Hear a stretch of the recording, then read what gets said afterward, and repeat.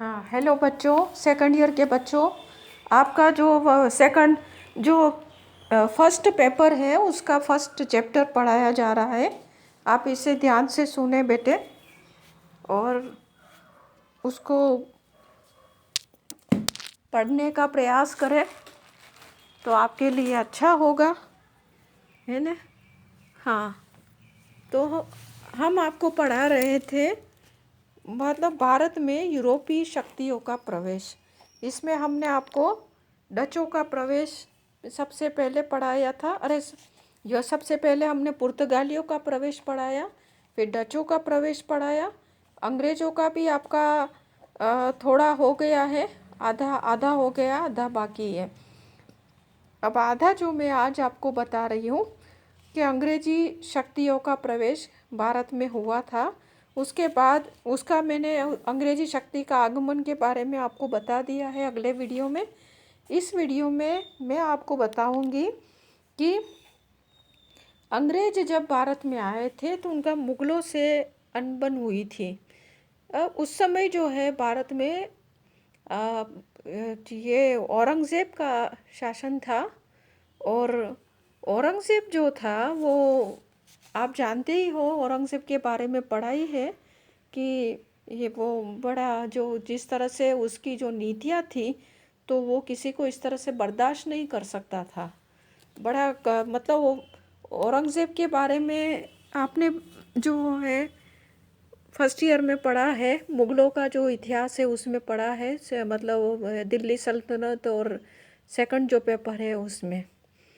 तो अब मैं बता रही हूँ कि एक तरफ तो कंपनी का व्यापार जो है वो भारत में बढ़ता जा रहा था और मुग़ल अधिकारियों के साथ इनके तनाव भी बढ़ रहे थे। इसका कारण यही था कि ये लोग जो भारत में व्यापार करते थे तो ये इन व्यापार में कई तरह की बाधाएं डालते थे, है ना। मुग़ल अधिकारी जो है इनकी नावों में जो जो मतलब पानी में जो नाव या जहाज आते थे उसको रोक करके उसमें रखा हुआ माल जो है जब्त कर देते थे और जो है माल के ऊपर कर भी ज़्यादा वसूल करते थे। तो इससे कि लोग क्या है कि परेशान हो गए थे और इन परेशानी से बचने के लिए अंग्रेज अधिकारी हेसेस ने बंगाल के गवर्नर शाइस्ता को बहुत सा रुपया देने का प्रस्ताव भी किया।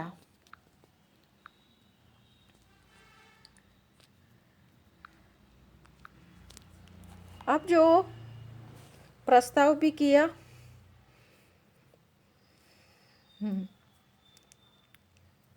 और किंतु मतलब इसके क्या है कि ऐसे परिणाम नहीं निकले कि ये राहत महसूस कर सके। तब अंग्रेज़ों ने अपने ही बलबूते पर इस समस्या को हल करने का निश्चय किया था और भारतीय तट पर ही वे अच्छी सुविधापूर्ण स्थान को जीतना चाहते थे या खरीद करके वहाँ एक स्वतंत्र किला बना करके वो व्यापार करने की सोचने लगे ताकि इनको बाधा उत्पन्न नहीं हो। अब जो है मुग़लों के साथ जो अनबन हुए थे तो उसका पहला तो यह कारण है कि शहजादा जो शुजा है उन्हें उससे जो सुविधा मिली थी वो समाप्त कर दी गई और सारे माल पर चुंगी वसूल की जाने लगी थी। दूसरा यह कि स्थानीय अधिकारी चुंगी कर के अलावा कुछ पेशकश भी मांगते थे, मुंशी का मेहताना और अन्य करों के नाम पर भी वो लोग रुपया वसूल करते थे। और तीसरा जो कारण है सौदा है खास, और इसमें जो है कि जो गवर्नर या मुग़ल गवर्नर होता था या सूबेदार होता था वो कंपनी के जो पार्सल होते थे उसकी सील तोड़ करके मनपसंद चीज़ों को मनमानी कीमत पर ले लेता था और उसकी देखा देखी करके दूसरे अधिकारी भी ऐसा ही करने लगे थे और इससे मतलब करने लगे और उन वस्तुओं को बाजार में बेचकर मुनाफा कमाने लगे। अतः स्पष्ट है कि अंग्रेज़ों को उत्तेजित करने का काम जो है वो मुग़लों ने ही किया था। ठीक है।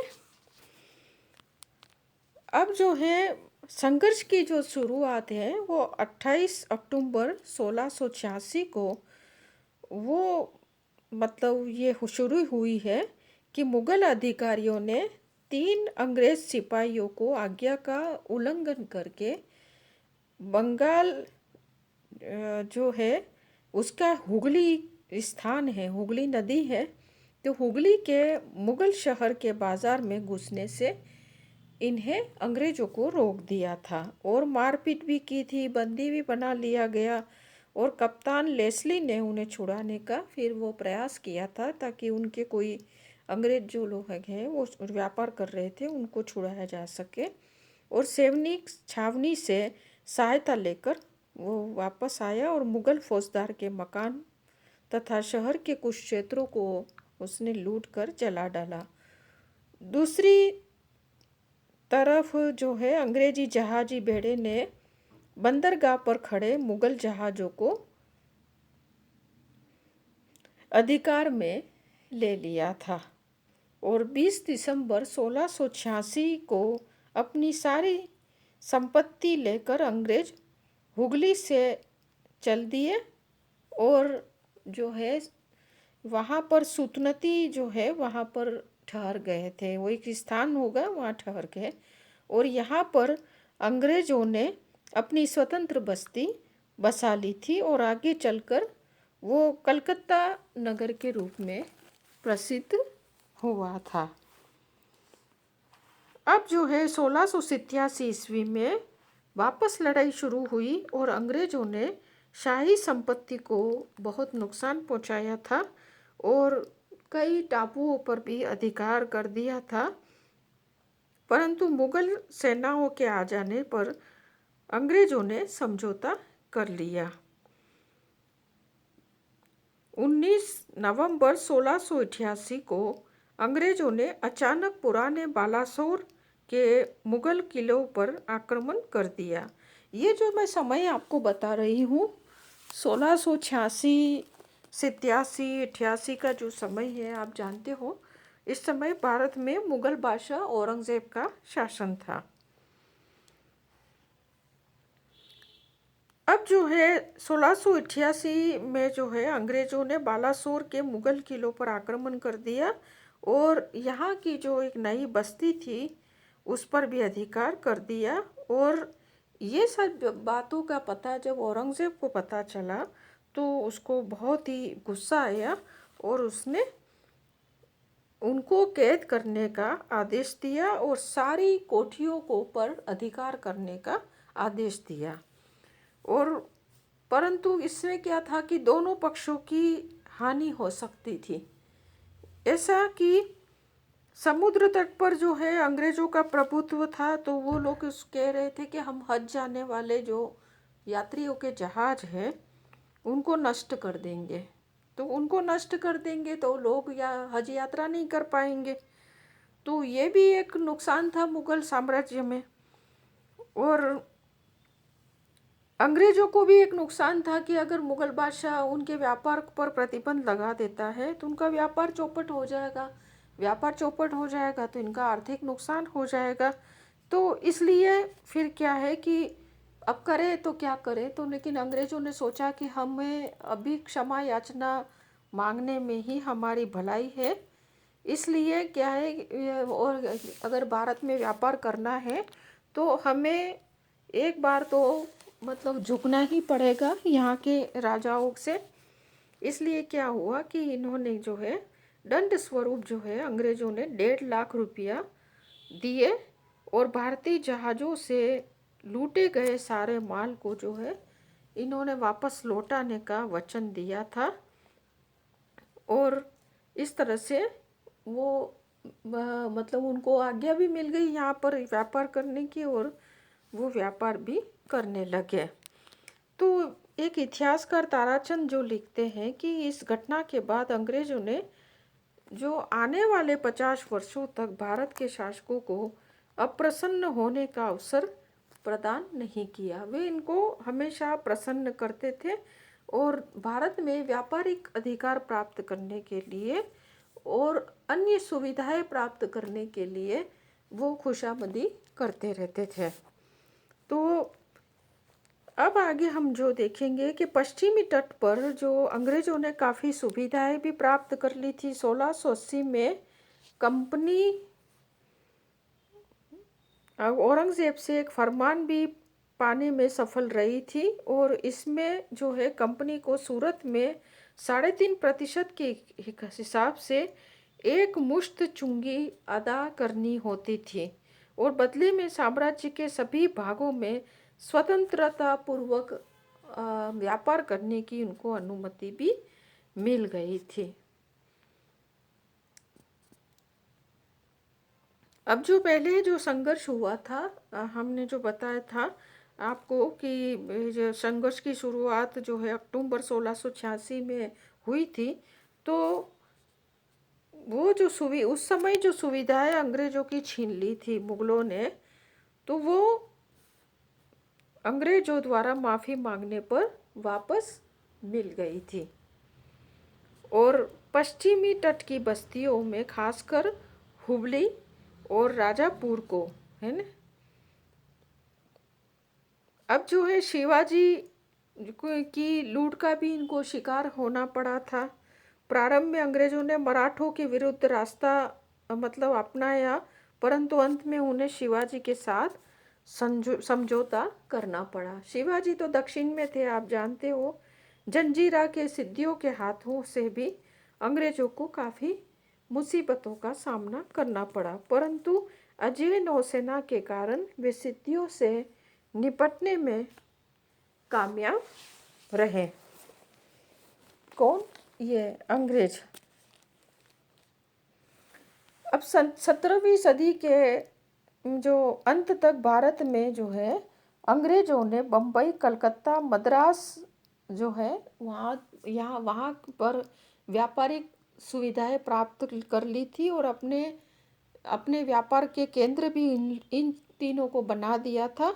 और देश के आंतरिक भागों में जैसे कि पटना है, सूरत है, अहमदाबाद है, आगरा है, बुरहानपुर में आदि जगहों पर भी इन्होंने अपने व्यापारिक केंद्र स्थापित कर लिए थे।